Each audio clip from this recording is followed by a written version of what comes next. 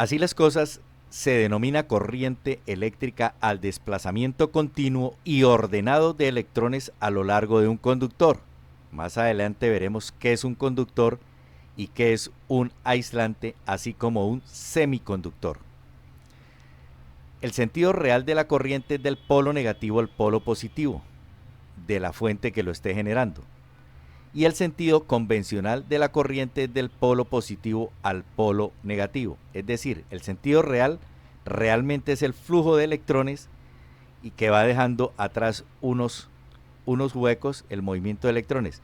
Y en este, relativamente, lo que se va moviendo relativamente son los huecos y los electrones van el otro sentido. Entonces, para nosotros o para digamos, la normalidad de los libros de electricidad y electrónica, se habla es de la corriente convencional. La estructura atómica de un material determina la mayor o menor facilidad con que se desplazan los electrones por los mismos. La estructura atómica de un material determina la mayor o menor facilidad con la que se desplazan los electrones por ese material. Así las cosas, tenemos los conductores. Son aquellos que permiten que los electrones se muevan libremente de átomo en átomo, como decíamos al comienzo de la presentación, a lo largo del elemento. Es decir, permiten el paso de la corriente fácilmente. Entonces tenemos la plata, el cobre, el oro, el hierro, el aluminio. Y hay otros elementos donde no es tan fácil que los electrones se desprendan. Y son aquellos en los que los átomos retienen a los electrones en sus órbitas y no permiten que circulen libremente. Entonces se dice que son malos conductores o aisladores o aislantes. Tal es el caso del plástico, el vidrio, la madera, el aire seco. Y existe una mezcla entre los dos, que son los semiconductores. Presentan propiedades intermedias entre los conductores y los aislantes. Los más importantes son el silicio y el germanio. Estos elementos semiconductores son la piedra fundamental del nacimiento de lo que es la electrónica. Cuando se descubren los semiconductores es cuando hay un salto cuántico entre la electrónica antigua, que era con base en tubos de rayos catódicos, a la electrónica relativamente actual, que es cuando se pasa a transistores, luego se pasa a la microelectrónica y luego pues todo lo que es el microprocesamiento de datos o de controles con base en semiconductores. Como lo dice ahí, con estos materiales se fabrican los componentes electrónicos tales como el diodo, el transistor, los circuitos integrados y los microprocesadores. Existen dos tipos de corriente. Hay una corriente que es la corriente directa.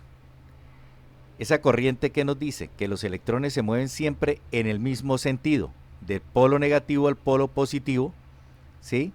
O del positivo al negativo, como diríamos antes en corrientes convencionales. La energía necesaria para que se muevan es generada por pilas o baterías. Esa es la famosa energía que comentábamos anteriormente, que es como el empuje, la que impulsa a que el electrón se mueva. Pero esa batería, como está con una polaridad constante, hace que en todo tiempo siempre el valor sea el mismo. Es decir, aquí va pasando el tiempo en segundos y siempre el valor de esa nivel de tensión o de voltios es, por ejemplo, en este ejemplo es de 4.5 voltios. Todo el tiempo, si lo mido en este tiempo, 4.5. Si lo mido en este tiempo, 4.5. Es decir, es la corriente continua. Mientras que la corriente alterna, los electrones cambian continuamente su sentido de movimiento. Es decir, imaginémonos que esto es como un tubo de agua. Esto es como un tubo de agua. Y por algún motivo,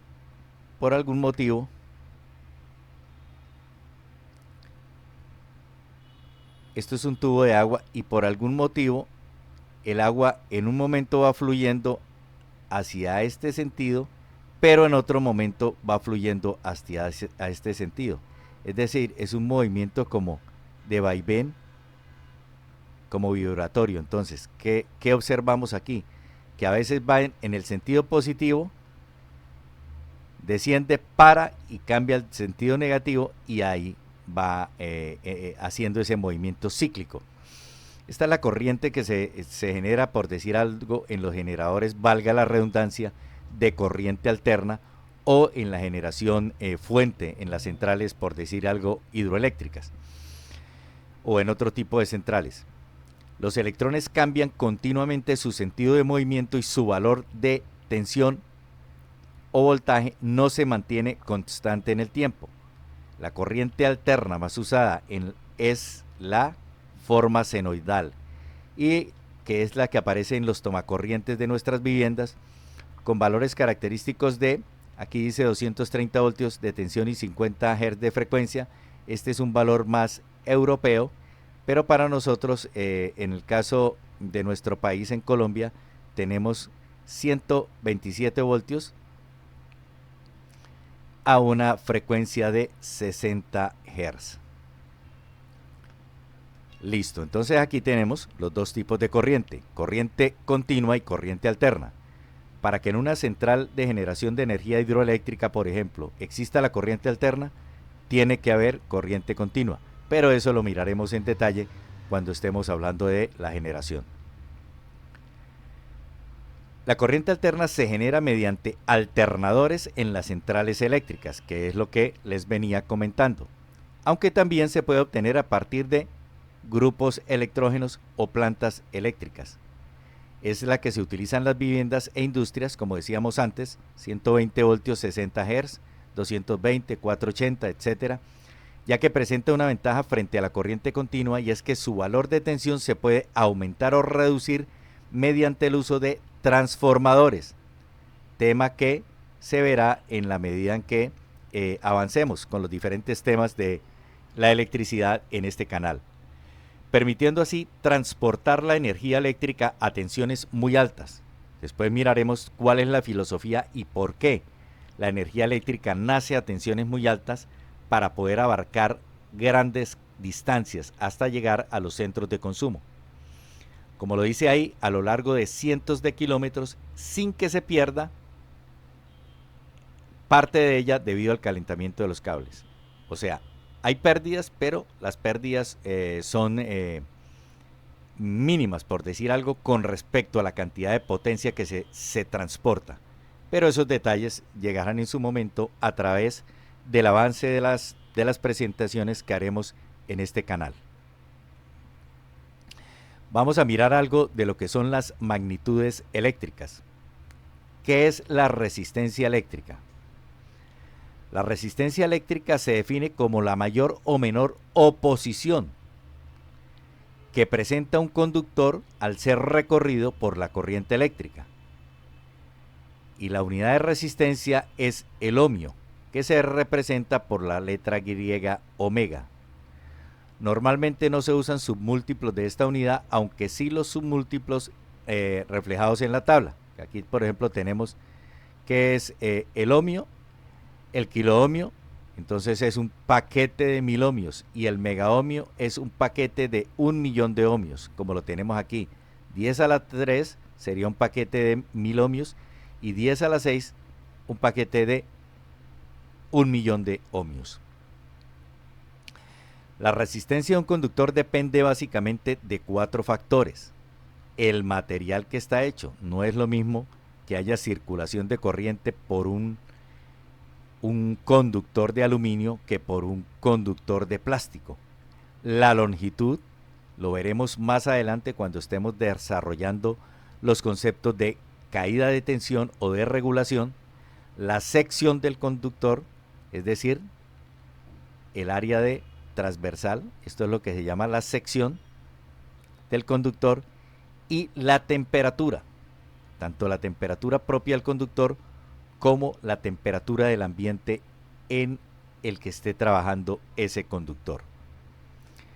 En resumen, tenemos aquí la sección del conductor, lo que les comentaba, la sección transversal, el tipo de conductor, es decir, si es un cobre, si es un aluminio, si es oro, si es plata, si es hierro, y ese está representado por la letra Rho. Aquí parece una P, pero realmente es... Aquí parece una P, pero realmente es Rho. Y también influye la longitud del conductor, que la relacionaremos más tarde cuando estemos hablando de caída de tensión o de regulación. Bien, regulación. Continuando, la resistividad, continuando, y como lo veíamos anteriormente, la resistividad es la característica propia de la naturaleza de cada material y se define como la resistencia que ofrece ese conductor al paso de la corriente de acuerdo con el material de que esté constituido, a 1 metro de longitud y por 1 milímetro de sección. Así las cosas, la resistencia del conductor se calcula mediante la siguiente fórmula. La resistencia es igual a la resistividad, que la veíamos acá, por la longitud que tenga ese conductor dividido entre la sección transversal, en donde la resistencia eléctrica R sería la resistencia eléctrica, Rho la resistividad en ohmios por milímetro cuadrado sobre metro, L la longitud del conductor y S la sección transversal del conductor. De tal manera que si nosotros tomamos el Rho, por decir algo, de un cobre que es 0,0178 milímetros cuadrados, lo multiplicamos por la longitud que tenga ese determinado cable y su sección transversal, que más adelante veremos que eso se llama el calibre del conductor, obtenemos la resistencia. Y esa resistencia, en su momento, cuando lleguemos a ese punto, nos servirá para cálculos de regulación o caída de tensión.